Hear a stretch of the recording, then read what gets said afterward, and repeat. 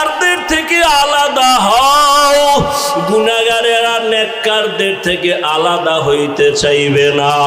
তখন আমার আল্লাহ আরো রাগ হইয়া এমন ভাবে কুদরতি একটা বাঁচুনি দিবে, গুনাহগারেরা জাহান্নামে চিটার মতো উড়িয়া উড়িয়া গিয়া জাহান্নামের দরজায় গিয়া দাঁড়াবে।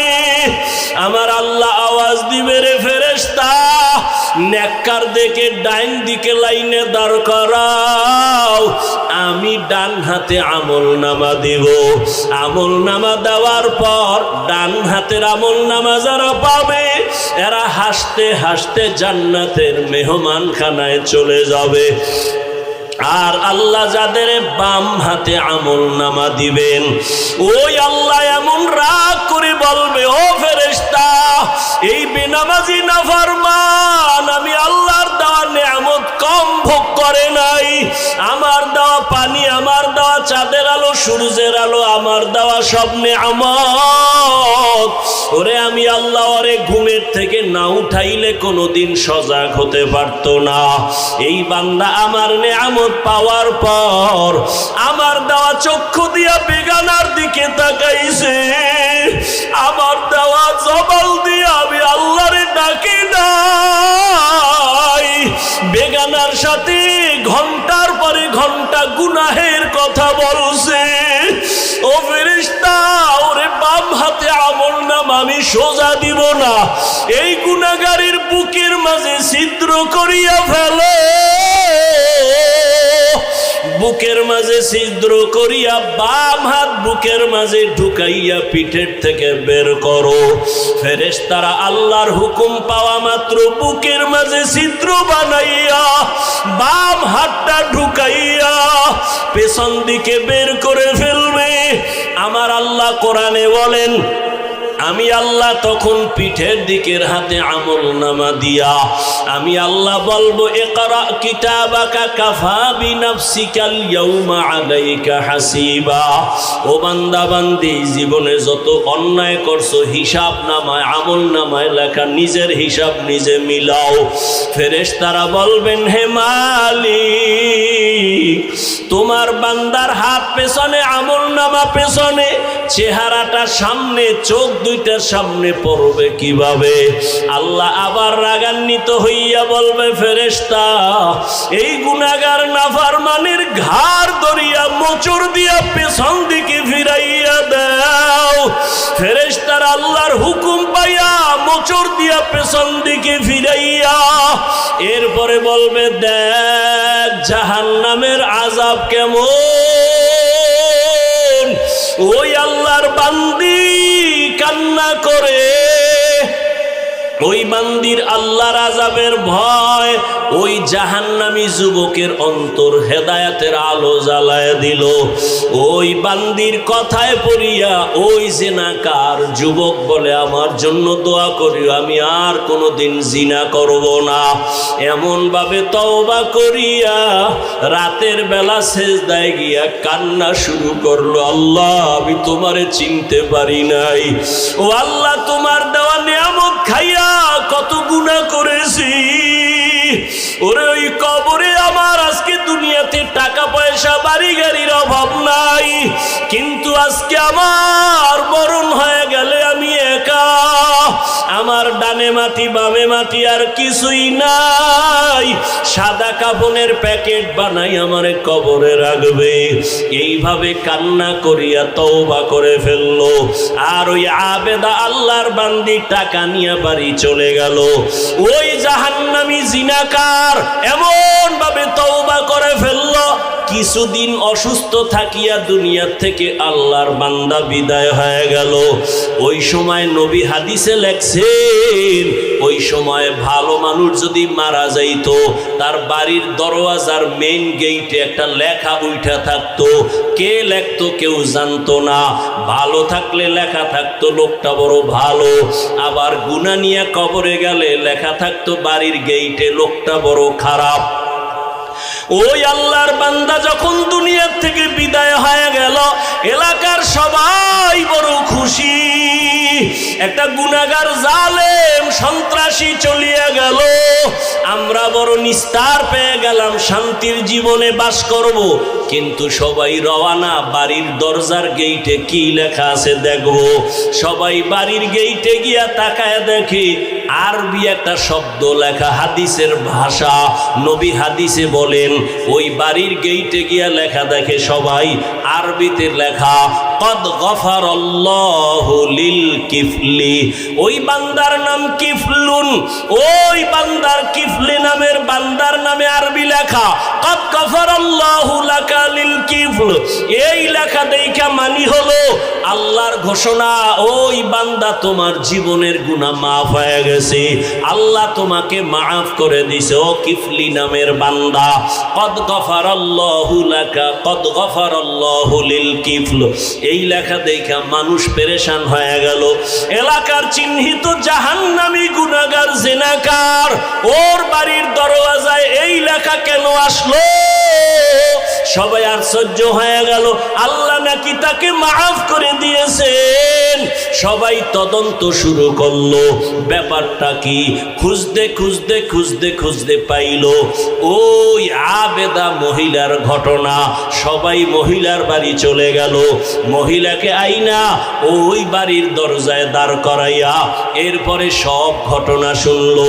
মহিলা ডাক দিয়া কয়, আমি আল্লাহর একজন গুনাহগার বান্দি, জীবনে আমার শরীর কেউ টাচ করে নাই বেগানা, আমি চোখ দিয়া কোনো বেগানা দেখি নাই, আমি গুনাহ করি নাই।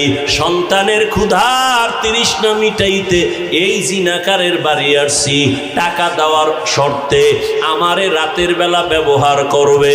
আমাকে রুমের মধ্যে যখন ঢুকাইছে আমি কান্না শুরু করে দিছি আল্লাহর আযাবের ভয়, আল্লাহর আযাবের ভয়।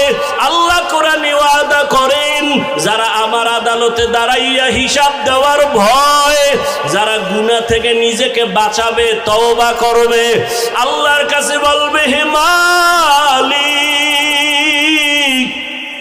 আমার মতো গুনাহগার কেউ নাই, আজকে থেকে তওবা করলাম, আর চোখের গুনাহ করব না, জবানের গুনাহ করব না, হাতের গুনাহ করব না, অন্তরের কল্পনায় গুনাহ করব না।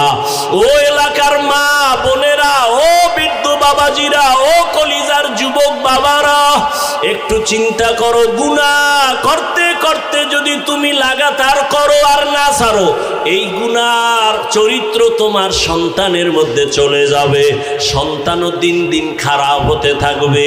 তোমাকে দেখাইয়া গুনাহ করা লাগবে না, গোপনেও যদি গুনাহ করো সন্তানের মধ্যে ওই গুনার আসর চলিয়া যাবে। এই জন্য এখনো সময় আছে, তওবা করে নাও। ও পর্দার আড়ালের মা বোনেরা, আল্লাহর কাছে তওবা করেন। আপনার মতো কত মা, কত বোন এখনো নামাজ ছাড়ে না, বেপরদায় চলে না, স্বামীর মাল নষ্ট করে না, মোবাইলে চরিত্র বিক্রি করে না। ও বাবাজিরা, ও যুবক বাবারা, এখনো কি তওবা করবা না? আল্লাহর আযাবের ভয়, হিসাব দেওয়ার ভয়। জীবনে তো গুনাহ কম করো নাই, গুনার খবর আমার মা বাবা আপনজন কেউ জানে না। আল্লাহ জানিয়াও রাগ করে সম্মানের জায়গা থেকে ফালাইয়া দেয় নাই। এখনো তওবা করো আর মনে মনে আমার আল্লাহকে ডাকো, ও দয়ার মালিক, জীবনে কত গুনাহ করেছি আমার কেউ জানে না, মাওলা তুমি জানিয়া রাগ কইরা সম্মানের জায়গা থেকে ফালাইয়া দাও নাই। ও আল্লাহ, গুনার কারণে তুমি খানা বন্ধ করো নাই, গুনার কারণে তুমি কারো সামনে ইজ্জত নষ্ট করো নাই। আজকে থেকে তওবা করলাম, আর গুনাহ করব না। দুনিয়াতে একটা বেতের বাড়ি সইতে পারি না, একটা মশার কামড় সইতে পারি না। ওরে গুনাহ নিয়ে কবরে গেলে জাহান্নামের গরম। ওই কবরে মাটির চাপ, সাপ বিচ্ছুর কামড় কেমনে সহ্য করবা?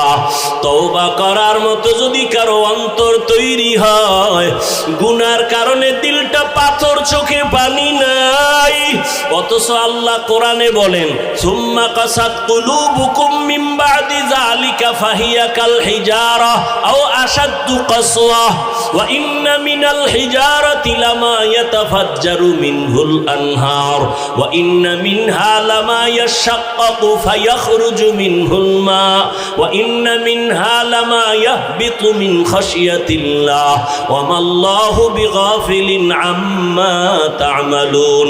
আল্লাহ কোরআনে বলে, ও মানুষ, তোদের কলব কেন এত শক্ত?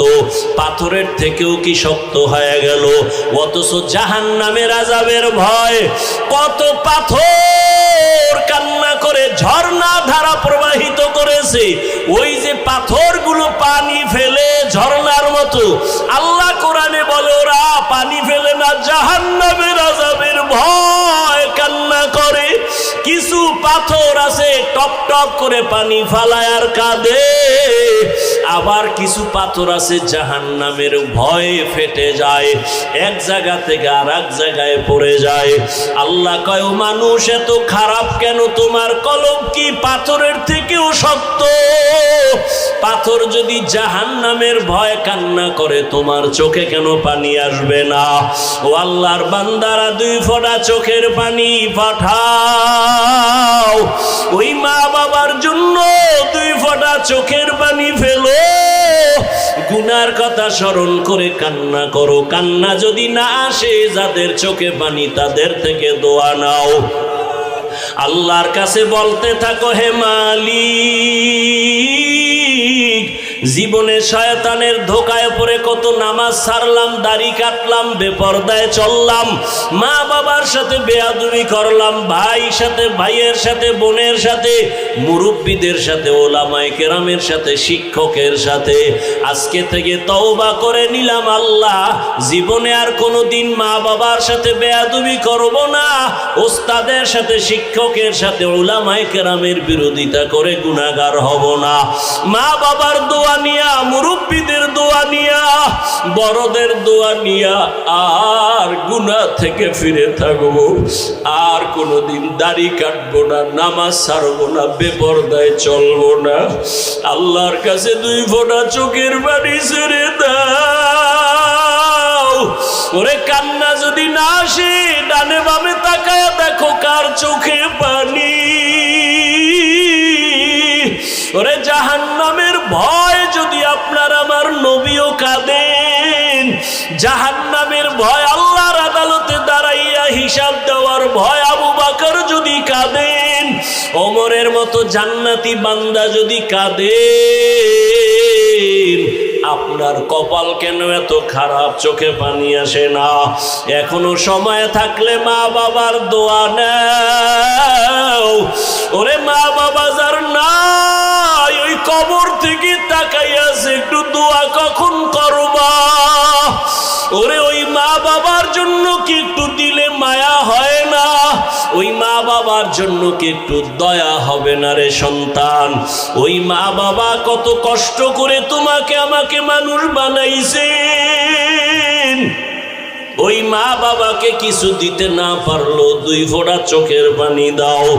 ও আল্লাহ, তাকাইয়া দেখেন এই ময়দানে আপনার কোন গোলামেরা আপনার মোহাব্বত পাওয়ার জন্য কান্না করে। আয় আল্লাহ, এই শীতের মধ্যে কেউ টাকার জন্য কাঁদে না, বাড়ির জন্য কাঁদে না। আয় আল্লাহ, সবাই জাহান্নাম থেকে মুক্তি চায়। আয় আল্লাহ, শয়তানের ধোকায় গুনাহ করিয়া কাঁদে, আর গুনাহ করবে না। আয় আল্লাহ, আমাদের মাফ করে দেন। খাঁটি তওবাওয়ালা জিন্দেগি আমাদের দান করেন। গুনাহের প্রতি ঘৃণা জমায়া দেন। আয় আল্লাহ, গুনাহের প্রতি ঘৃণা জমায়া দেন। নবীজির সুন্নাতওয়ালা জিন্দেগি আমাদের দান করেন। আমিন। আলহামদুলিল্লাহি রাব্বিল আলামিন।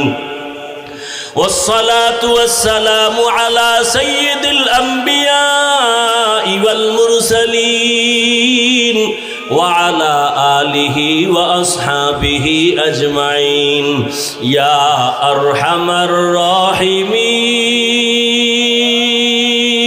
الراحمين يا أرحم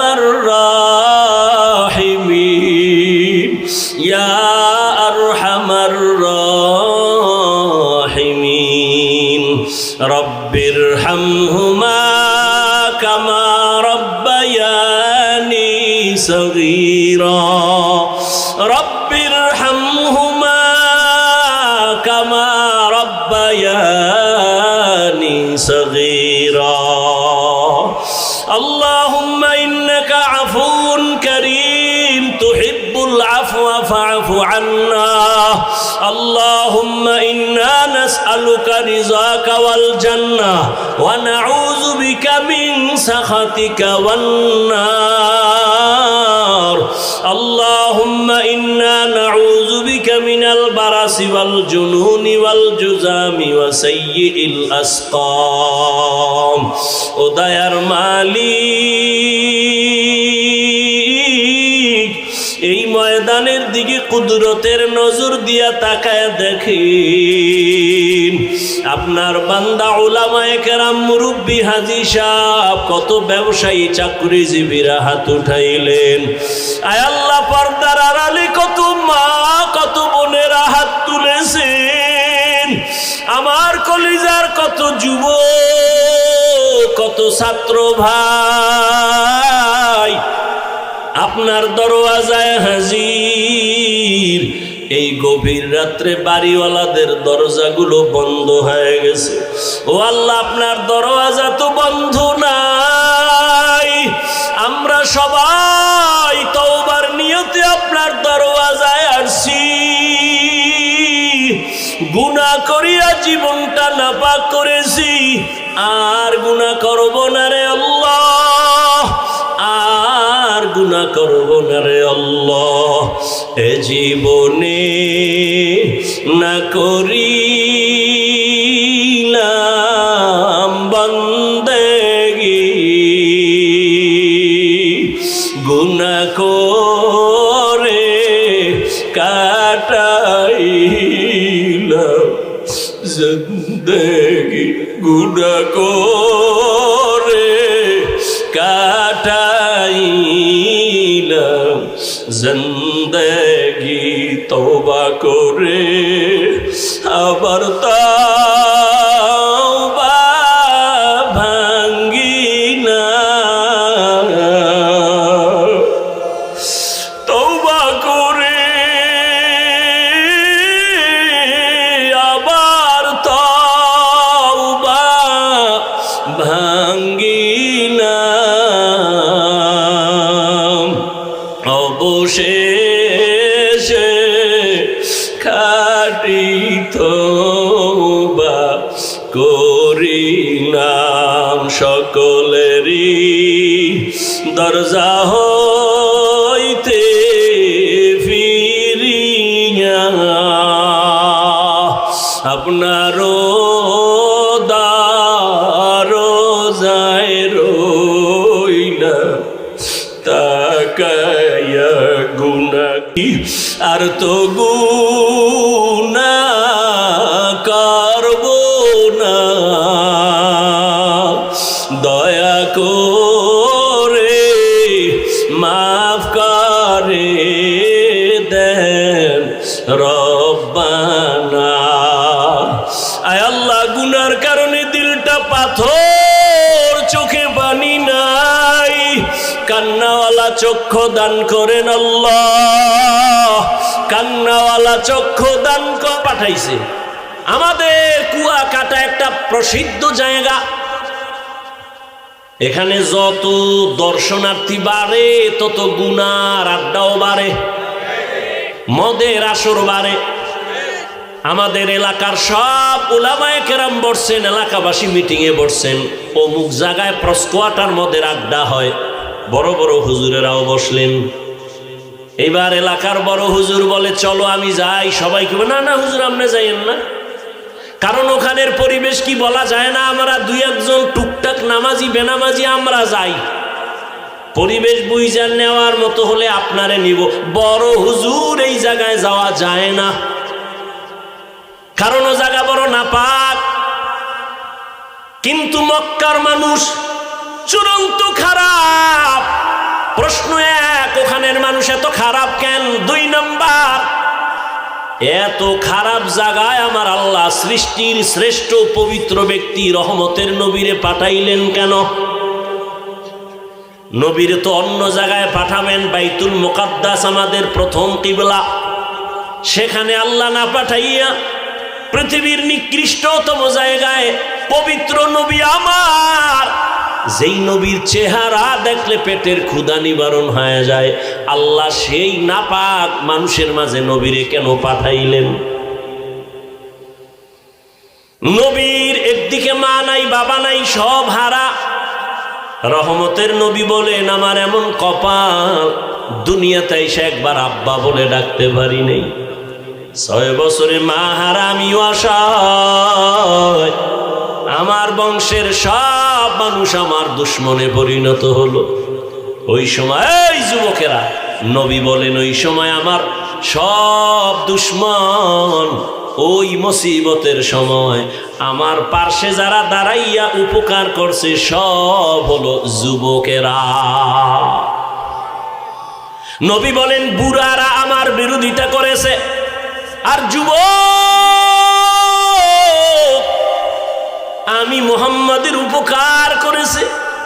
ও আলিপুরের যুবক, ও কুয়াকাটা এলাকার যুবক, রহমতের নবী খুশি হইয়া কয়, আমার মা নাই, বাবা নাই, আমি বড় অসহায় এতিম।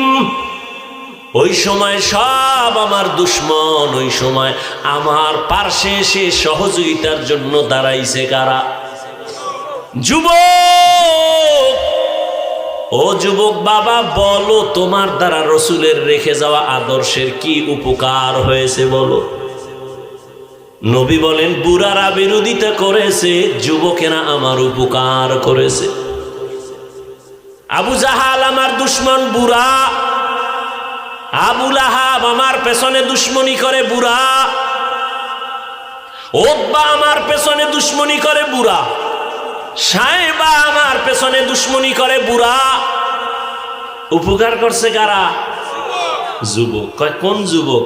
কয় 7 বছরের একটা সন্তান, 11 বছরের মাঝখানে কেউ বলে 8, কেউ বলে 9, কেউ বলে 11 বছর, এই বয়সের একটা সন্তান দৌড়াইয়া রহমতের নবীর হাতে হাত লাগাইয়া কালেমা ভরিয়া কয়, নবী, কেউ যদি আপনার সাথে না থাকে, আমি 7 বছরের সন্তান আপনার হাত বলিয়ান করার জন্য, আমার জীবনটা কোরবান করার জন্য ওয়াদা করলাম।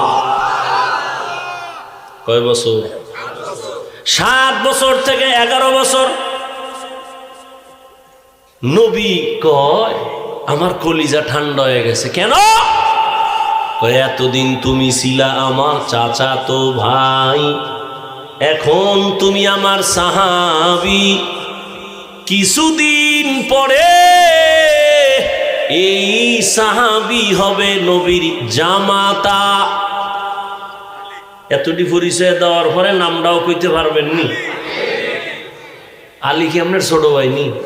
একটু সুন্দর করে কইবেন না? হযরত আলী রাদিয়াল্লাহু তাআলা, দেখছেন নি? আনহু কি? আর মহিলা হইলে হবে আনহা, পুরুষের বেলায় আনহু। হযরত আলী রাদিয়াল্লাহু তাআলা আনহু, মহিলা সাহাবিয়া আয়েশা রাদিয়াল্লাহু তাআলা আনহা। একজনের নাম আবুল কালাম, আপনি ডাক দিয়েছেন এই কাইল্লা, এটা সুন্দর হয়েছে। প্রত্যেকটা জিনিসের একটা আদব আছে, আদব আছে না? লিকুল্লি শাইইন জিনাতুন ফিল ওয়ারা ওয়া জিনাতুল মারই ইতামামুল আদাবি আজ খোদা খাহি মে তৌফিক আদব বে আদব মাহরুম গাশত ফজলে রা। কথা কোন জায়গায় দেহেনে ঢুকছি মনে আসেনি? কন একজনে কন। হ্যাঁ, মাশাআল্লাহ মাশাআল্লাহ। ওই 9 বছরের বালক কই? সিংহাসনে বসে আছে।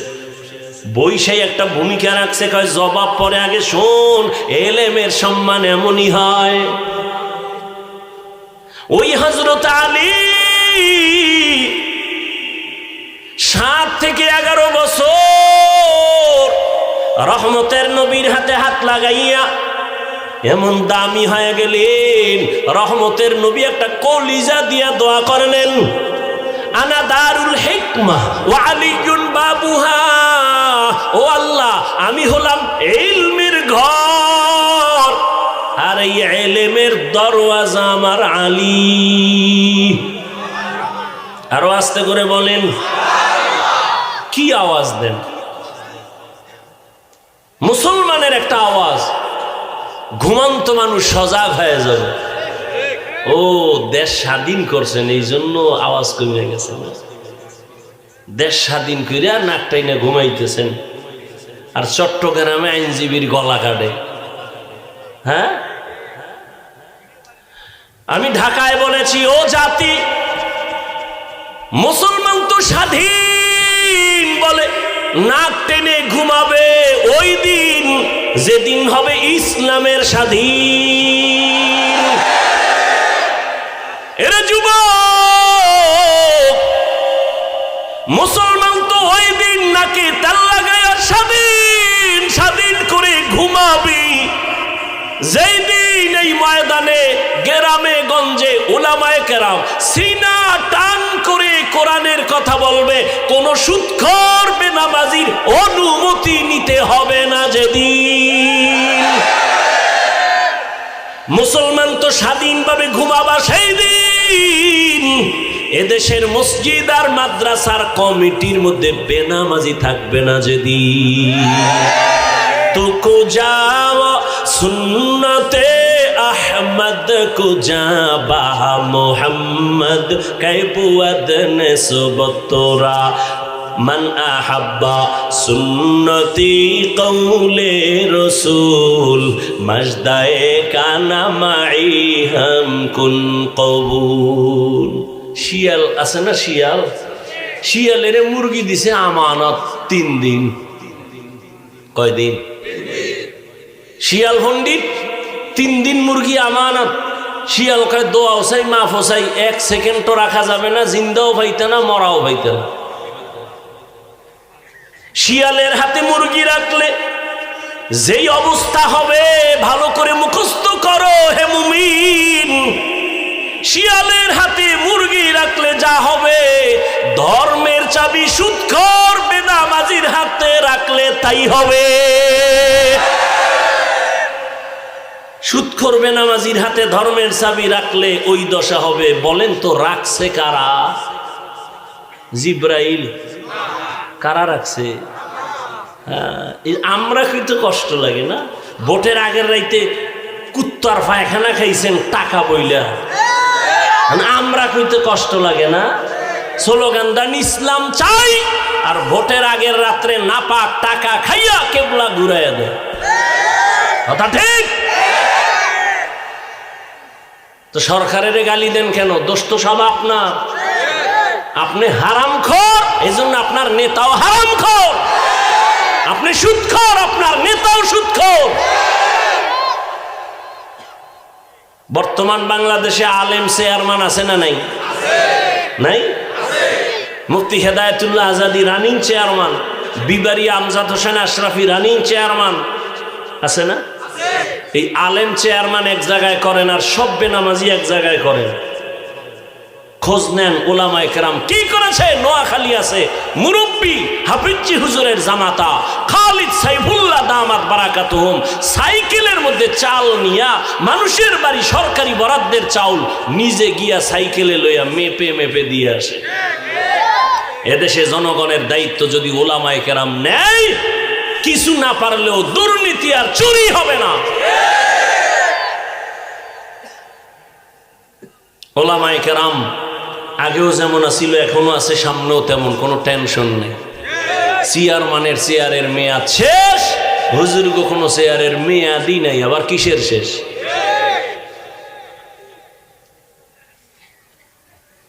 আল্লাহ হেদায়াত দান করুন। নাক টেনে ঘুমায়েন না, কাফনের কাপড় হাতে রাখেন, ডাক আসলে আবার যেতে হবে। জালেমের বিরুদ্ধে আন্দোলন একবার না বারবার করতে হবে। কোন জালেমকে কথা বলার সুযোগ দেওয়া হবে না, সত্যিকার অর্থে সুযোগ দেওয়া হবে না, সোচ্চার থাকতে হবে। জালিমের বিরুদ্ধে আন্দোলন একবার নয় বারবার। কোন জালেম যদি আলেমের সাথে বেয়াদবি করে, আস্তে লিস্টি করেন, কি বলে রেকর্ড করেন, আবার আন্দোলন হবে জালেমের বিরুদ্ধে। আল্লাহ হেদায়াত দান করুন। সরমনাই বলে আসছি না, 2 গরুয়ে ধান খায়, মালিকে বেত লই এক গরুর উপরে পিডান দিছে, আর এক গরু দৌড়। জিগে তুই দৌড় কেন? এর পরের সিরিয়াল আমার। বুঝছেন? আর বাংলাদেশ কিন্তু এটা বাংলাদেশ, এটা বাংলাদেশ, বুঝলেন? আপনাকে কেউরে দরকার নাই, আলিয়া মাদ্রাসাও লাগবে না, শুধু আমরা কওমিওয়ালারা বাঁশের লাঠি লয়ে যদি শিক্ষক ছাত্র মাঠে নামি, সমস্ত নাস্তিক বেঈমানগুলো কথা বলার আগে আলেমের অনুমতি নিতে হবে। সাবধানে চইলে, আর বুকের পাটা থাকলে সামনে দাঁড়ায়েন। ওলামায়ে কেরাম, ওলামায়ে কেরাম মরতে জানে, মারতে জানে, কিন্তু কোনো বেঈমান আর নাস্তিকের সামনে মাথা নত করতে জানে না।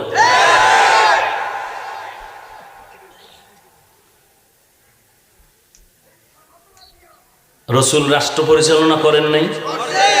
আবু বকর করেন নাই? রাজনীতি নাই। ইমাম সাহেব আপনি নিরপেক্ষ থাকবেন। আমি বলি যুবকরা আবার সোজা হও, আওয়াজ দাও। ইমাম যদি নিরপেক্ষ থাকতে হয়, কমিটির প্রত্যেকটা দায়িত্বশীলকে নিরপেক্ষ থাকতে হবে।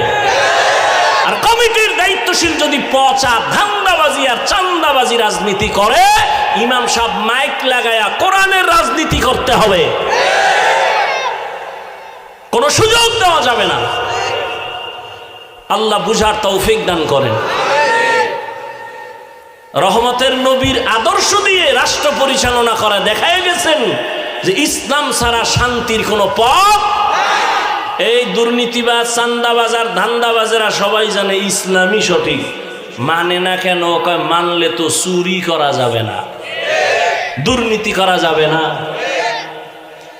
মদের বোতল নিয়ে আড্ডা বসানো যাবে না। আল্লাহ হেদায়াত দান করুন। হযরতে আলী নবীর দোয়া পাইলেন, নবী বললেন আমি হইলাম এলেমের ঘর, আর এই ঘরের দরওয়াজাকে আলী। আলী খুব খুশি হয়ে গেলেন। আল্লাহ হযরত আলীরে এই পরিমাণ এলেম দিয়েছেন। কি পরিমাণ বলবো? ধৈর্য হবে তো ইনশাআল্লাহ। হযরত আলী আল্লাহর শুকর আদায় করেন। হে মালিক, সম্মানের চেয়ারে বসার জন্য 2 পুঁজির একটা পুঁজি লাগে। হয়তো লাগে টাকা পয়সা, মাল সম্পদ, না হয় লাগে শিক্ষাগত যোগ্যতা, এলেম। ও দয়ার মালিক, তুমি আমাদের এলেম দিয়েছো, টাকা দাও নাই, মাল দাও নাই, তোমার শুকর আদায় করি। রাজিনা কিসমাতাল জাব্বার ফিনা, লানা ইলমুন ওয়ালিল আদায় মালু, ফাইন্নাল মা লা ইয়াফনি আন কারিবিন, ওয়া ইন্নাল ইলমা বাকিন লা ইয়াজালু। হযরত আলী ডাক দিয়া বলেন, ও আল্লাহ, আমাদের টাকা পয়সা দেন নাই, ইলম দিয়েছেন, শুকর আদায় করি, কারণ টাকাওয়ালার টাকা আজ আছে কাল থাকবে না। কথা বলেন না কেন? দেখছেন না কই বিল্ডিং ওয়ালা রাখা সুন্দরবনে ঘুমায়, দুদক নোটিশ দিছে, এত টাকা পাইছো, হিসাব দে, ঘুম হারাম। তুই 10 তলা বিল্ডিং এর বাহাদুরি করে লাভ কি যদি কপালে ঘুম না থাকে?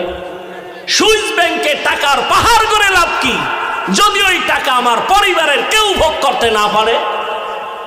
নাম বলবো না, যাদের টাকায় বাংলাদেশটা তাজা হয়, এইরকম টাকাওয়ালা 6-7টা ভাই কিন্তু কপাল বড় খারাপ, যাদের টাকায় বাংলাদেশ তাজা হয়, সরকার পর্যন্ত চলে, এদের মা কয়েকদিন আগে মারা গেছে। কপাল খারাপ, এত টাকা এত ক্ষমতা, কিন্তু মায়ের জানাজায় সুযোগ থাকছিল, তারপরও যায় নাই, ধরা খাওয়ার ভয়ে।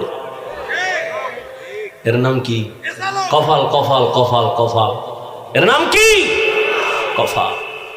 এই টাকা পয়সা দিয়ে কি লাভ হবে রে বাবা? ও যুবক, এজন্য হযরত আলী বলেন, আমরা ইলম পেয়েছি, টাকা পাই নাই, দুঃখ নাই। কেন? টাকাওয়ালার টাকা আজ আছে, কাল থাকবে না। ইলম ওয়ালার ইলম যখন সিনায় ডুববে, আর ইলম বিদায় হবে না। ভালো করে মনে রাখবেন, টাকাওয়ালার টাকা আজ আছে, কাল থাকবে না। কোটি টাকার মালিক দেখো, অভাব হয় না দূর, গরিবে ঘুমায় আরাম করে মনটা বাহাদুর।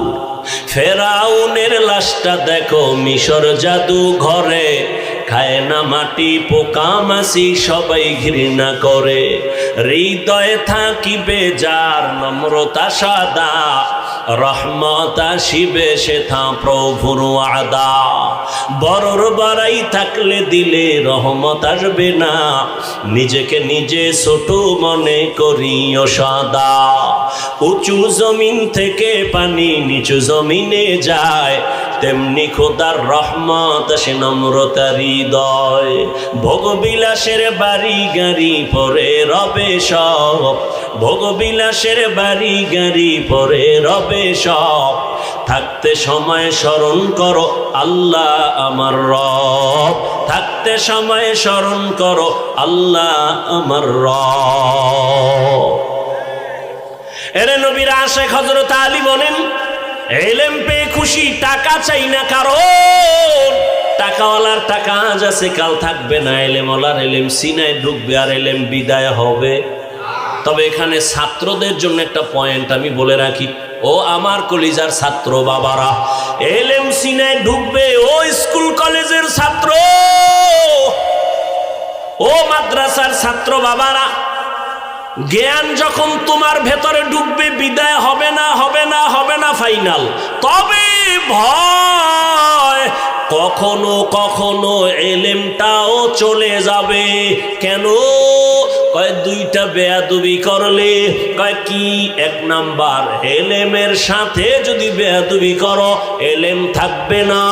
দুই, ইলম যারা শিখায়, এই ইলম ওয়ালাদের সাথে যদি শিক্ষকের সাথে বেয়াদবি করো, তো ইলম তোমার মধ্যে থাকবে না। তুমি একদিন দেখবা অনেক বড় আলেম, এক সময় দেখবা তোমার জিহনের মধ্যে কোনো আয়াত নাই, কোনো ইলম নাই। বড় কঠিন কথা। ও আমার ছাত্র বাবারা, আমরা জীবনে মাদ্রাসায় পড়েছি, জীবনে ছোটবেলা থেকে আমার বাবা কোনোদিন একটা ফুল প্যান্ট, কেন হাফ প্যান্টও পরার নাই, লুঙ্গি আর পাজামা পরছি, আর এই গোল জামা বড়টাই পরছি, কানিফারাও পরি নাই। কিন্তু একটা বাংলা লেখা পাইলে ওই কাগজটা সম্মান করে সম্মানের জায়গায় রাখি। আর ও ছাত্র বাবারা, ওই বাংলা পৃষ্ঠার বইয়ের পৃষ্ঠা ছিঁড়া তুমি জোতার মধ্যে ঢুকাইয়া পরীক্ষার হলে যাও নকল করার জন্য। যেই বিদ্যা দিয়া তুমি এখন শিক্ষিত, সেই বিদ্যার পৃষ্ঠা তুমি ছিঁড়ে চুরি করে নকল করেছো, তাহলে তোমার রেজাল্ট কি? ছাত্র জীবনে বিদ্যা চোর, চেয়ারে বসলে হবে সরকারের টাকা চোর। এলমেরা এজাজু করদন বেহিসাব, খলকেরা দাদন জবাবে বাসওয়াব। টাকাওয়ালার টাকা আজ আছে, কাল থাকবে না। ইলম ওয়ালার ইলম সিনায় ঢুকবে, বিদায় হবে না। তবে বিদায় হতে পারে না, পারে না। শিক্ষকের সাথে বেয়াদবি করলে ইলম থাকে না।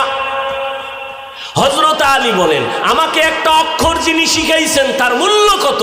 মান আল্লামানি হারফান ইনশাআ বাআ ওয়া ইনশাআ আতাকা। আমাকে একটা অক্ষর যিনি শিখাইছেন তার মূল্য এত, চাইলে আমাকে গোলাম বানাইয়াও রাখতে পারেন, বিক্রিও করে দিতে পারেন। শিক্ষকের সাথে প্রতিবাদ করার কোনো সুযোগ নাই। 2 নাম্বার ব্যবধান, আমি টাকা পাইয়া খুশি না এলেম পেয়ে খুশি। কেন? কয় টাকাওয়ালার বয়স যত বাড়ে, টাকা যত বাড়ে তত দুশ্মন বাড়ে, আর এলেমওয়ালার যত এলেম বাড়ে তত বন্ধু বাড়ে। ঠিক না? টাকাওয়ালার যত টাকা বাড়ে তত দুশ্মন বাড়ে। নিজের বউ দুশ্মন, নিজের মাইয়া ফলা দুশ্মন। কি এই নজির বাংলাদেশে নাই? বাবা টাকা পায় না, দেয় না, টাকা নেওয়ার জন্য বাবার গলায় ছুরি ধরছে সন্তান, মাকে মেরে ফেলেছে সন্তান, টাকা দাও। এই জন্য টাকাওয়ালার যত টাকা বাড়ে দুশ্মন বাড়ে, এলেমওয়ালার যত এলেম বাড়ে তত বন্ধু বাড়ে। 3 নাম্বার, টাকাওয়ালা যত বয়স বাড়ে তত সবার ঘৃণা বাড়ে, আর এলেমওয়ালার যত বয়স বাড়ে সবার মোহব্বত বাড়ে। ঠিক না? টাকাওয়ালা বুড়ো হয়ে গেছে, ছেলেও কয় মরে না কেন, তাই তো টাকা আমি পাই। মেয়েও বলে মরে না কেন। গোপনে ইমাম সাহেব রে একটা জালালি খতম লাগাও, বাবা যেন তাড়াতাড়ি খতমে মরে। টাকা পয়সা সব আমি বাতাসে উড়াবো। আর ইলমওয়ালা যত বুড়া হয়, বড় বড় বড় বড় মুহাদ্দিস সাহেবরা লাইনে দাঁড়ায় বড় আল্লাহওয়ালার জুতা সোজা করার জন্য। হযরত আলীরে আল্লাহ এত জ্ঞান দান করেছেন। নবী নাই, আবু বকর নাই, খেলাফতের চেয়ারে এখন কে আছেন? ওমর। রহমতের নবী গেলেন, চলে আসলেন আবু বকর। আবু বকর চলে গেলেন, আসলেন কে? ওমর। চেয়ারের মধ্যে বসা, ক্ষমতার মসনদে বসা, পাশে হযরত আলী। হঠাৎ একদিনের ঘটনা, সামনে আদালতে একজন মহিলা আইসা দাঁড়ায় গেল, ডাক দিয়া কয়, খলিফাতুল মুসলিমিন। ওমরের তো বুঝেন কেমন বেডা, যে শয়তান দেখলে দৌড়। যেই শয়তান আল্লাহর সাথে চ্যালেঞ্জ দিল, সেই শয়তান ওমরের দেখলে ফালায় যায়। কি পাওয়ার ওমরের! কথার আগে তরবারি রেডি। ওমরের আদালতে দাঁড়াইছে এক মহিলা, দাঁড়াইয়া বলে, খলিফাতুল মুসলিমিন, আমার বিচার করেন, আমি অপরাধী। ওমরের পাশে কে আছেন বলেন? হযরত আলী। ওমর বলে, কি সমস্যা, কি কি অন্যায় করছো? মহিলা ডাক দিয়া কয়, আমি জিনা করেছি, আমার পেটে একটা অবৈধ বাচ্চা আছে, আপনি আমার বিচার করেন, আমি অন্যায় করেছি, আমার পেটে অবৈধ একটা বাচ্চা, আমি চাই দুনিয়ায় আমার বিচার হয়ে যাক। এই অপরাধে আমি আল্লাহর আদালতের আসামির কাঠগড়ায় দাঁড়াতে চাই না। দুনিয়ার বিচার সহ্য করা যাবে, হাসরের বিচার সহ্য করা যাবে না। ওমর কয়, এত বড় অপরাধী জল্লাদ, তরবারি কই? আলী তাকায় দেখে যে এখন মাইরেই ফেলেন। হযরত আলী খলিফাতুল মুসলিমিন ওমরকে বললেন, ওই যে নবী দোয়া করছে, আলীর জ্ঞান বাড়ায় দাও, আলী আমার এলেমের দরজা। খলিফাতুল মুসলিমিন করেন কি? কয়, ওরে জবাই করুন।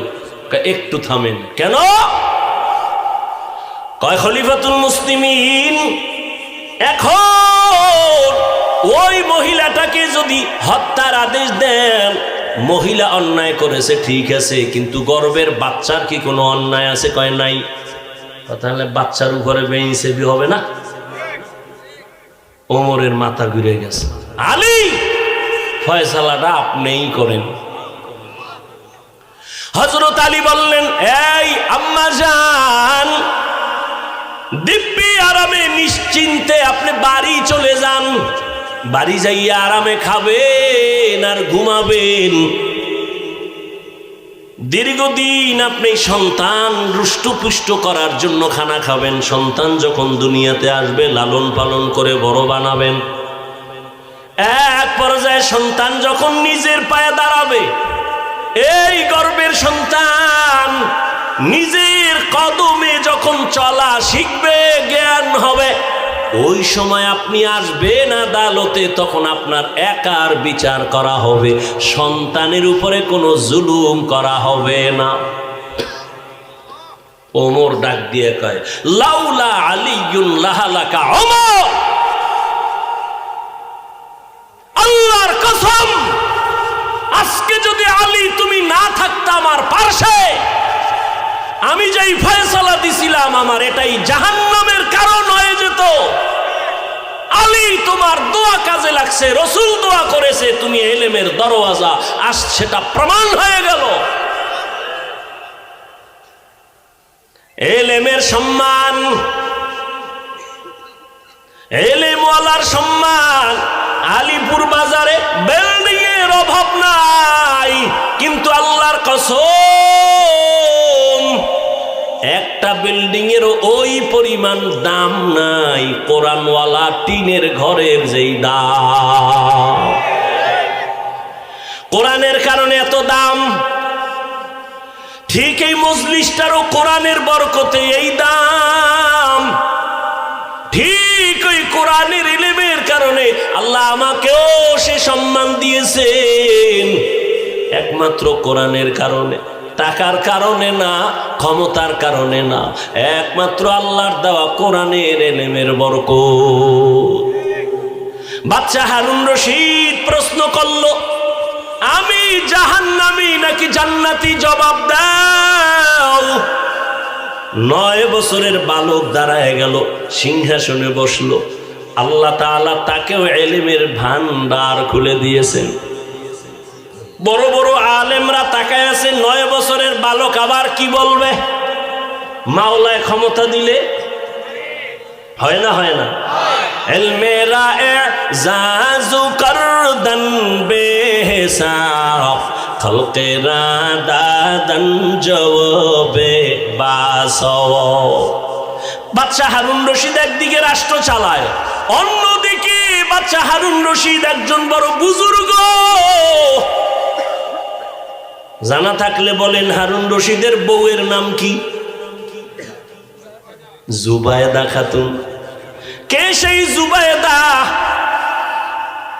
মক্কায় যাবেন, এখনো সেই জুবায়েদার নামে বিশাল বড় পানির ড্রেন আছে, নাম হলো নহরে জুবায়েদা।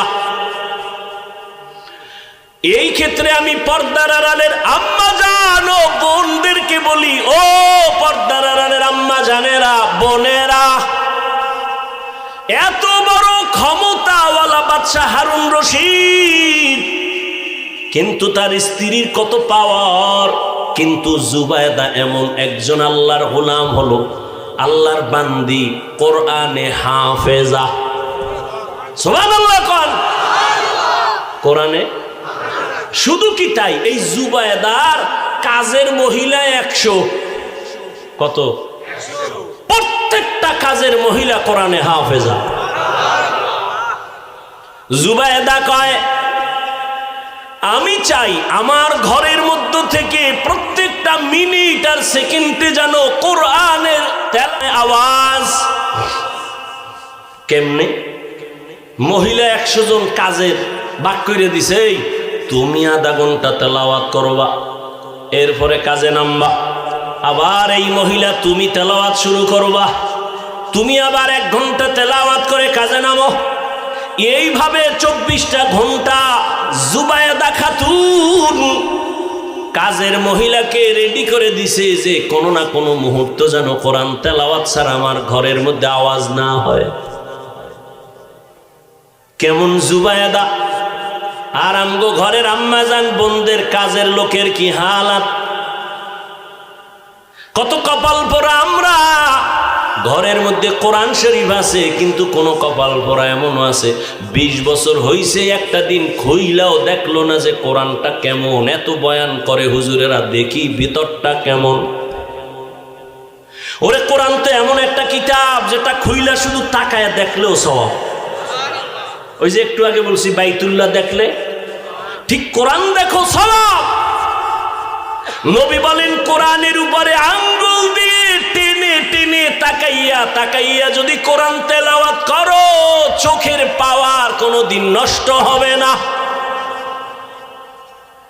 আল্লাহর কোরআন এত মজার, যার কণ্ঠ যত সুন্দর তার তেলাওয়াত তত।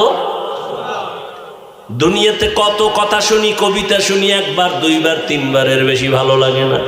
আর আমার আল্লাহর কোরআন যত শুনি ততই অন্তরে চুম্বুকের মতো টানে। কথা ঠিক নেই? কিন্তু কপাল বড় খারাপ, ওই কোরআন পড়ানোর জন্য বাবারও ফিকির নাই, মায়েরও ফিকির নাই। এরে আল্লাহর বান্দা, নিজে আলেম হতে পারলেন না, একটা সন্তানকে কোরআন পড়ায়ও যদি বাসায় আসলে শুনতেন, ও বাবা একটু কোরআন তেলাওয়াত কর, সূরা ইয়াসিনটা তেলাওয়াত কর। যেই ঘরে ফজরের নামাজের পরে কোরআন তেলাওয়াত হবে, সূরা ইয়াসিন তেলাওয়াত হবে, ওই ঘরের মধ্যে আমার আল্লাহ ফেরেশতা দিয়া পুরা বাড়ি পাহারা দিবেন। জুবায়দা স্বপ্ন দেখছে, বাইতুল্লাহর সামনে দাঁড়াই আছে জুবায়দা। কেমনে দেখছে? স্বপ্নে। খুব খেয়াল করেন, জুবায়দা খাতুন স্বপ্নে দেখে বাইতুল্লাহর সামনে দাঁড়ানো, আর সারা দেশের মানুষ আইসা জুবায়দার সাথে অপকর্ম করে, জেনা করে। এটা খারাপ না ভালো?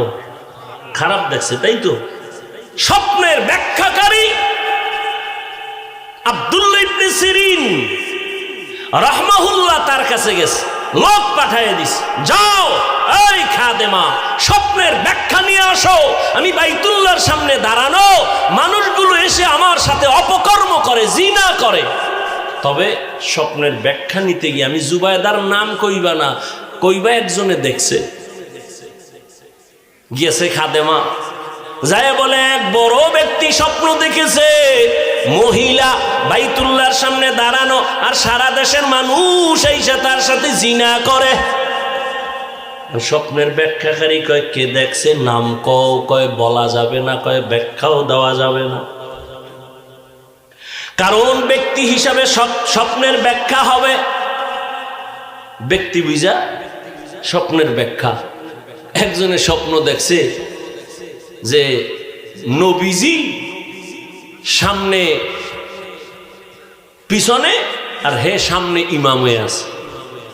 এটা তো শরীয়তে হারাম। রসুলের সামনে ইমামতি করা কি হারাম? হে তো খুশি, রসুল আমার পিছে নামাজ পড়ে আর আমি ইমাম, খুশি কি? ছেলে কয়, হুজুর স্বপ্নের ব্যাখ্যা তো আর সবাই পারে না। সুলাইমান নবীরে আল্লাহ দিছিলেন, ইউসুফ নবীরে স্বপ্নের ব্যাখ্যার এলেম দিছিলেন, এটা আলাদা ফান, আলাদা ইলম। ছেলে যাই, আমার আব্বু স্বপ্ন দেখছে একজন ব্যাখ্যাকারীর কাছে। কি? কয় নবী পিছে মুক্তাদি, আর আমার আব্বাই কি? কথা কয় না। খুশি কি? স্বপ্নের ব্যাখ্যাকারী কয়, তাড়াতাড়ি কাফনের কাপড় কিন, তোর বাপে লাশ হয়ে গেছে। তোর বাপে লাশ। কারণ রসুলের ইমামতির সামনে কেউ থাকলে সেটা লাশ থাকতে পারে, জিন্দা কেউ থাকতে পারে না। তুই তো তোর বাহির ইমামতি দেওয়া নাই, লাশ দেখছো, তাড়াতাড়ি কাফন কিন। তাই হয়ে গেছে। রসুলের সামনে যায় কে? লাশ। এছাড়া যাওয়ার জিন্দা কারো অধিকার? বাইতুল মুকাদ্দাসে মেরাজের রাতে রসুল হাজির, সব নবীরাও সেখানে হাজির। আদম নবী কয়, আজকের ইমামতি আমি করলে তো আমার জীবন ধন্য, সবাই চায় করবে। আল্লাহ কয়, আমার রসুলের সামনে কারো ইমামতি চলবে না, রসুলকে সামনে আগায়া দাও। সেদিন থেকে রসুল শুধু ইমাম না, ইমামুল মুরসালিন। এইবার কয় নাম, কয় নাম কওয়া যাবে না, বলে স্বপ্নের ব্যাখ্যা দেওয়া যাবে না। খাদেমা আবার দৌড় গিয়া কয়, ও রানী জুবায়দা খাতুন, নাম না বললে স্বপ্নের ব্যাখ্যা দিবে না। কয় যাও, নাম গিয়া বলো। এবার নাম কইছে জুবায়দা। কপাল খুললে গেছে। জুবায়দা দেখছে, কয় হ্যাঁ। কয় জুবায়দারে গিয়া জানাই, ও জুবায়দা মক্কায় এমন কিছু কাজ করবে মানুষের উপকারে, আর সারা দুনিয়ার মানুষ জুবায়দার উপকার গ্রহণ করবে।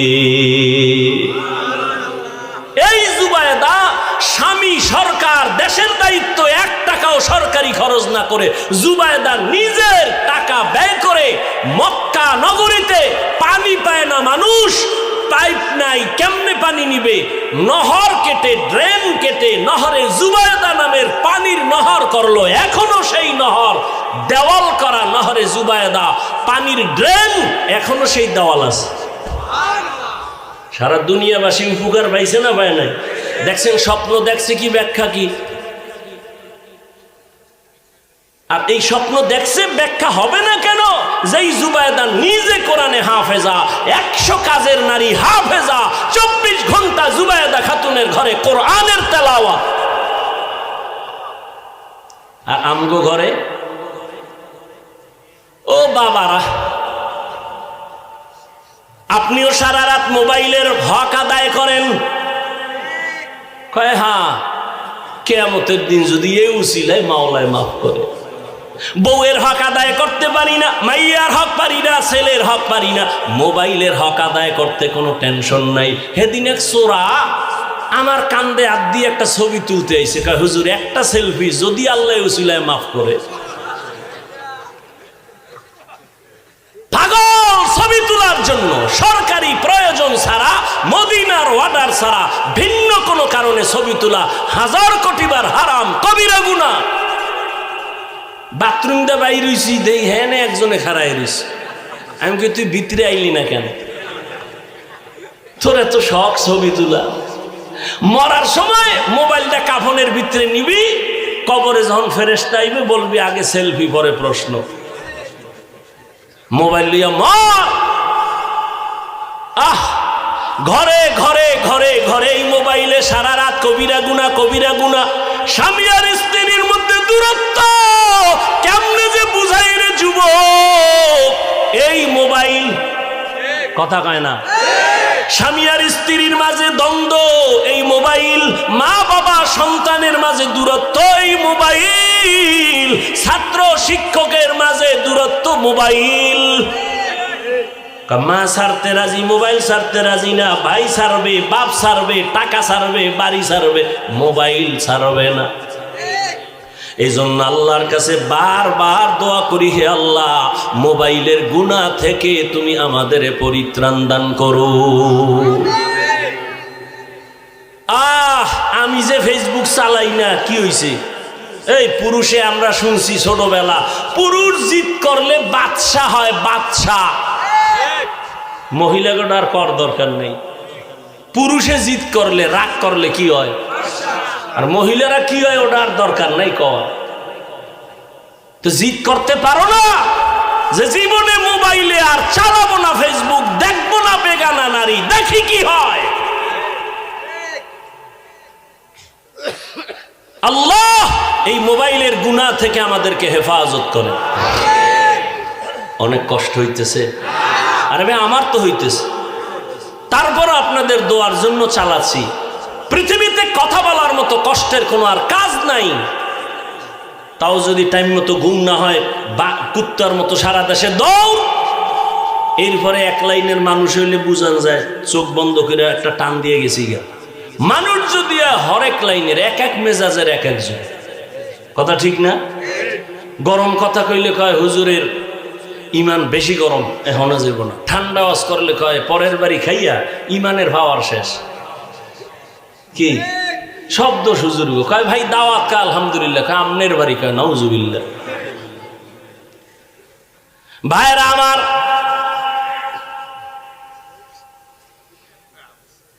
জুবায়দা খাতুনের এই কোরআনের বরকত। এইবার 9 বছরের বালক, মনে আছে? সিংহাসনের মধ্যে বসে আছেন। এবার বাচ্চা ডাক দিয়া কয়, ও বাচ্চা হারুন রশিদ, আবার বলেন। হারুন রশিদ তো এমন জ্ঞানী, রাস্তা দিয়া যাইতেছে, দেখে এক বুড়া, এই বুড়ারা ঘুমাইতেছেন। জীবনে তো কম ঘুমান নাই। আর বাঙালি তো এখন রাত্রে ঘুমায় না, ওই যে একটু আগে বললাম সারা রাত মোবাইলের হক আদায় করে ঘুমায় সকালে। কি সারা রাত মোবাইল মোবাইল মোবাইল। কয়জন আল্লাহর বান্দা বুকে হাত দিয়ে বলতে পারবে যে মোবাইল আমার হাতে আছে, চোখের গুনাহ হয় না, জবানের গুনাহ হয় না, কানের গুনাহ হয় না, অন্তরের কল্পনার গুনাহ হয় না, মোবাইল চালায়? এত বড় চ্যালেঞ্জ কয়জনে দিতে পারবে? যা দিতে পারবে আল্লাহর শপথ সেই জমিনের বড় বুজুর্গ।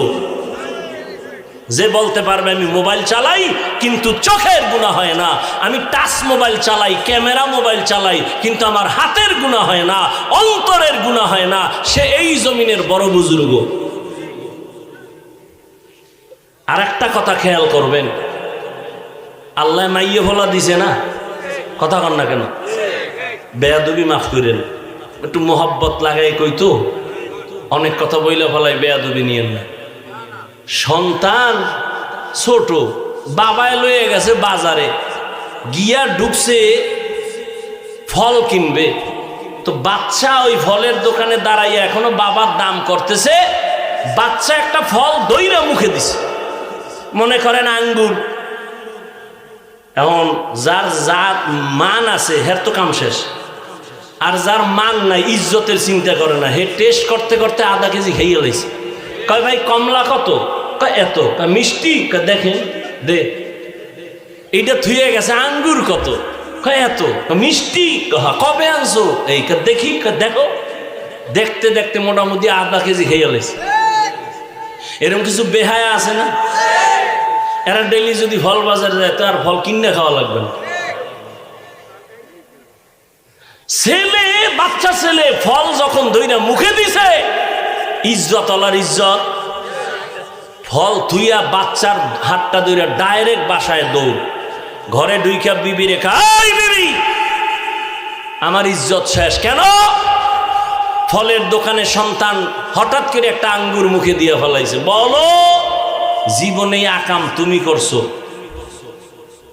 বউ কয় না, আমি তো কোনোদিন কারো জিনিস ধইরা খাই নাই। স্বামী বলো তুমি করছো? স্বামী বলে আল্লাহর কসম আমি কোনোদিন অন্যের জিনিস ধরি নাই। স্ত্রী কয় হয়তো তুমি নয়তো আমি, বাইর করো খুঁজো। খুঁজা খুঁজা খুঁজা খুঁজা এবার বউ হঠাৎ করে কয়, হ্যাঁ বিয়ার আগে আমার আব্বাজানের বাড়ির পাশে আর একটা বাড়িওয়ালার গাছ ছিল, আমগো বাড়িতে ঝুইকা রইছিল, ওই ডালের ফল আমি চিরা খাইছি। বুঝেননি? বুঝেননি? গাছ ভালো হলে ফল কি হবে?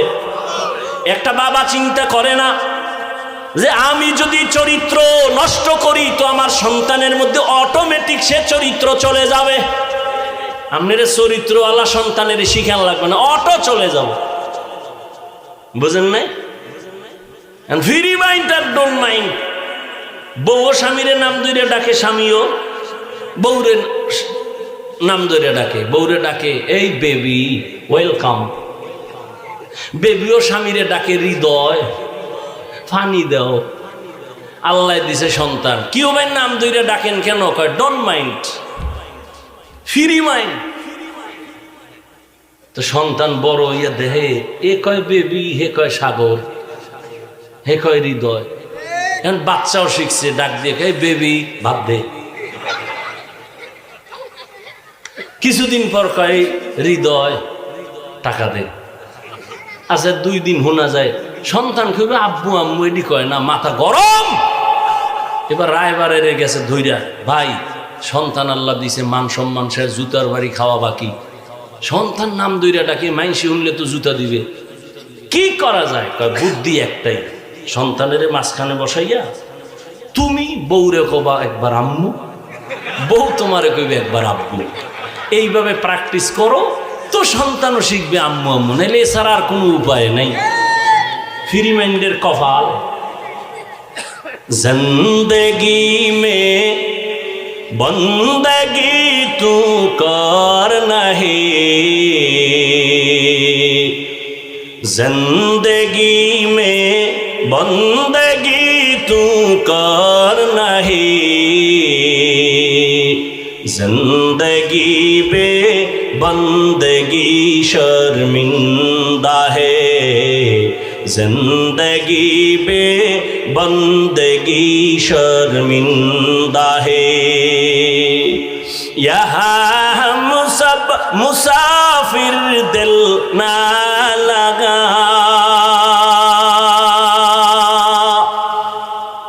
यहाँ हम सब मुसाफिर दिल ना लगा, अहले दिल की नजर से रूह करता जा, शाह दौलत सब फकीर गर नेक ने है, शाह दौलत सब फकीर गर नेक ने है। जिंदगी में बंदगी तू कर नहीं, जिंदगी में बंदगी तू कर नहीं, जिंदगी पे बंदगी शर्मिंदा है, जिंदगी पे बंदगी शर्मिंदा है। এরে নবীর উম্মত, 9 বছরের বালক ডাক দিয়া বলেন, ও বাদশা প্রশ্নটা কি আবার করেন? বলে আমি জান্নাতি নাকি জাহান্নামী বলো। 9 বছরের বালক ডাক দিয়া কয়, বাদশা জাহাপনা, আপনার জীবনে এমন কোন ঘটনা ঘটছে কিনা? বলে কি? কয় আপনি চাইলেই গোপনে গুনাহ করতে পারতেন, জেনা করতে পারতেন, কিন্তু আল্লাহর ভয় করেন নাই। বাদশা হারুন রশিদ বলে, আল্লাহর কসম, এইরকম একদিন আর দুদিন না, অনেক অবস্থা হয়েছিল। আমি চাইলেই গুনাহ করতে পারতাম, চাইলেই জিনা করতে পারতাম, কিন্তু আল্লাহর ভয়, আমি কোনো বাধা ছাড়া আমি সুযোগ পাইয়াও গুনাহ করি নাই। আল্লাহর আযাবের ভয় আমি ফিরে গেছি। 9 বছরের বালক ডাক দিয়া কয়, আল্লাহর কসম, নিশ্চিত আপনি জান্নাতি। অন্য উলামায়ে কেরামের মাথা গরম হয়ে গেল। এই 9 বছরের বালক, আমরা সবাই ফতুয়া দিলাম, বাদশাকে কোনোদিন কোনো বাদশা কেন কোনো মানুষকে জান্নাতি বলা যাবে না, জাহান্নামী বলার উপায় নাই। তুমি বলেছো বাদশা হারুন রশিদ জান্নাতি, দলিল। বাচ্চা কয়, এত টেনশন কেন? আমি আল্লাহর কোরআনের আয়াত দিয়া দলিল দিব। বলে দাও। 9 বছরের বালক, আমি যে আয়াত দিয়ে আজকে বয়ান শুরু করেছি, আয়াতটা তেলাওয়াত করে শুনাইলেন। ওয়া আম্মা মান খাফা মাকামা রাব্বিহি ওয়া নাহান নাফসা আনিল হাওয়া ফাইন্নাল জান্নাতা হিয়াল মাওয়া। ডাক দিয়া কয়, আল্লাহর কসম, আল্লাহ এই আয়াতের মধ্যে ওয়াদা করেছেন, যারা আল্লাহর আদালতে দাঁড়াইয়া হিসাব দেওয়ার ভয় নিজেকে গুনাহ থেকে ফিরাইয়া রাখবে, আল্লাহ ওয়াদা করেছেন তার ঠিকানা জান্নাতুল মাওয়া। हर के दारत खौफ हक दौर दिल मदाम जन्नतुल मअवा देहद राम मकाम जुज़बा हक ची जे मखाज इंसो जा फजले उआ मस्ते दर जुमला जहां। ঘুম আসতেছে? আর একটু সামনে আগাবো, একটা কেচ্ছা শুনাবো। কেচ্ছা শুনবেন? আমার নামে তো এমনিই বদনাম আছে, হাফিজুর রহমান কেচ্ছা কাহিনীর ওয়াজ করে। বলে না? বলে না? বলে। যারা বলে ওরাও সিফায় দাঁড়ায় দাঁড়ায় শুনতেছে কি কই। সাথে পাইলে সামনে পাইলে জিগাইতাম, তুই আইছো কা? খোদায় আনলে করুন কি? হ্যাঁ, বান্দা চাইলে কিছুই হয় না, আল্লাহ চাইলে। যে আবু জাহাল আমার নবীর দুশমন, ঘুরে ঘুরে ঘুরে ঘুরে বলে মুহাম্মদের কাছে যাইবা না, পাগল হয়ে গেছে। ওই আবু জাহিল্লা রাতের গভীর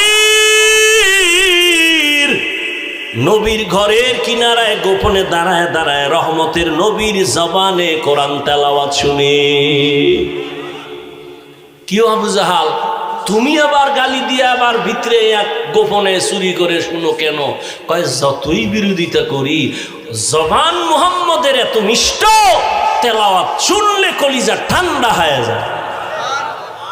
নবীর তেলাওয়াত কত মজা। আমগো তেলাওয়াত, মক্কা মদিনার ইমামের তেলাওয়াত করে আর মানুষ কাঁদতেছে, তাহলে নবীর তেলাওয়াত আরো কত মজা হবে। আলহামদুলিল্লাহি রাব্বিল আলামিন আর রহমানির রহিম মালিক ইয়াউমিদ্দিন ইয়্যাকা না'বুদু ওয়া ইয়্যাকা নাস্তাঈন ইহদিনাস সিরাতাল মুস্তাকিম সিরাতাল লাযীনা আন'আমতা আলাইহিম গায়রিল মাগদুবি আলাইহিম ওয়ালাদ-দাল্লিন। আল্লাহর কালাম যত শুনি ততই মজা। কেমন এটা আল্লাহর আসমানি আওয়াজ। তবে এখানে একটা জবাব দেই, যারা বলো কেচ্ছা কাহিনীর ওয়াজ করি, শুনারা করে বাবা, অন্তরকে পরিশুদ্ধ করে নাও। পৃথিবীর শ্রেষ্ঠ কেচ্ছা কাহিনীর কিতাবের নাম হলো কোরআন।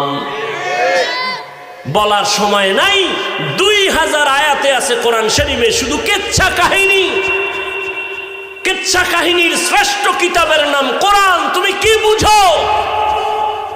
জমিনের মধ্যে শ্রেষ্ঠ কেচ্ছা কাহিনীর কিতাব হলো হাদিস।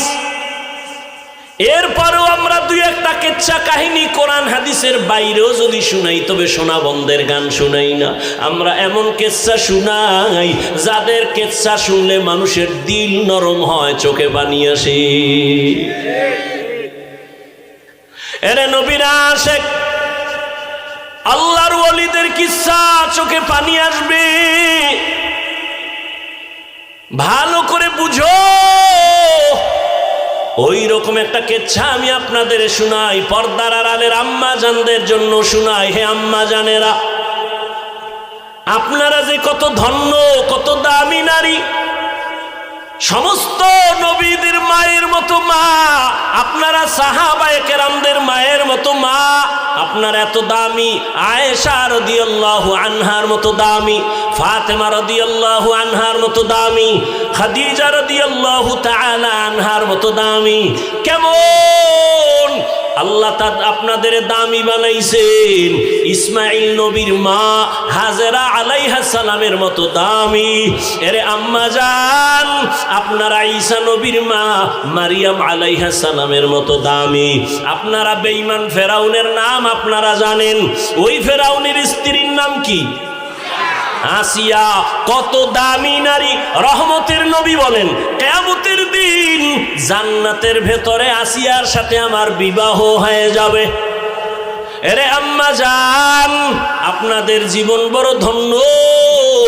আল্লাহর আপনাদের মতো একজন দামি নারী 5 ওয়াক্ত নামাজ পড়ে, স্বামীর মাল হেফাজত করে, সন্তানগুলোকে আদর্শওয়ালা বানানোর চেষ্টা করে। এরে আম্মা জান, ইমাম গজালি বলেন, একটা সন্তান মায়ের আদর্শই বেশি নেয়, কারণ বাবায় কাজে ব্যস্ত। একটা সন্তান মায়ের কাছে সময় বেশি কাটায়। আম্মাজানের আদর্শ যা হয় সন্তানের মধ্যে তা চলে আসে। এরে আম্মাজান স্বামীরও খেদমত করে, সন্তানেরও খেদমত করে, আদর্শওয়ালা বানানোর চেষ্টা করে। কিন্তু এমন এক হালাত, সংসার বড় অভাবের সংসার। কাজ করলে চুলায় আগুন জ্বলে, কাজ যদি না করে স্বামী, কাজ চুলায় আগুন জ্বলে না। এমন একটা পর্দাওয়ালা নারী ছোট ছোট বাচ্চা নিয়ে ঘর করে, স্বামী বড় অসুস্থ, সন্তানগুলোর চুলায় খানা নাই, ঘরেও কোনো আয়োজন নাই। একদিন আর 2 দিন আর 3 দিন সন্তানগুলো এক পর্যায়ে কান্নায় ক্ষুধার তৃষ্ণায় পাগল হয়ে যায়। সন্তান মা যতই কষ্ট করুক না কেন, মা সন্তানের কান্না সহ্য করতে পারে না। মা বাবায় না খাইয়া সময় কাটায়, সন্তানের না খাওয়াইয়া কাটাইতে পারে না। ও আল্লাহর বান্দারা, এই জীবনে মা বাবার কষ্ট, ওই মা বাবার চোখের পানি আর দোয়া ছাড়া কোনো সন্তান বড় হওয়ার কোনো রাস্তা নাই। কত মা বাবা কত গরিব, কষ্ট করে সন্তানের মানুষ বানাইছে। ও আল্লাহর বান্দারা, ও আল্লাহর আবেদা বান্দি, ও পর্দার আড়ালের আম্মা জানেরা খেয়াল করেন। ও আল্লাহর বান্দি এক পর্যায়ে এতটা নিঃস্ব, সন্তানের আর খানাও দিতে পারে না, কামাই রুজিও বন্ধ হয়ে গেল। এক পর্যায়ে সন্তান মাটিতে গড়াগড়ি খায় আর কান্না করে, খানা কেমনে দিবে?